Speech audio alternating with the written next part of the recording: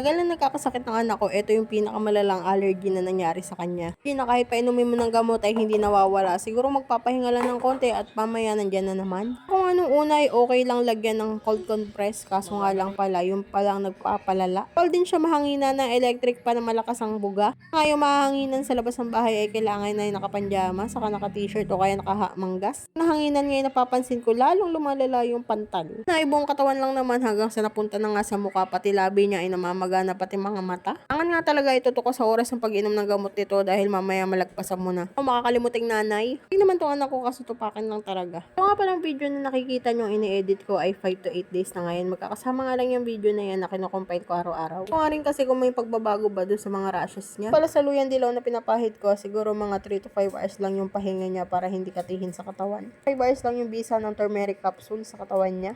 Ito yung hindi nyo madalas makita na nilalagyan ko talaga ng medyas yung kamay niya, pero inaalis niya talaga para lang makakamot ng katawan. Inis talaga yan na tayo na ayaw lagyan ng medyas yung kamay niya, kaso nga lang hindi pwede dahil kamot naman ng kamot. Parte ng katawan niya talaga nagsusugat dahil kakakamot. Ang buhok niya nga ay lagi na lang nakalugay, pampadagdag nga ng katiin sa katawan, kaya tiyatali ko talaga. At nga pala sa cetirizine na gamot niya ay may isa pang binigay sa center, yung prednisone, palakas ng resistensya.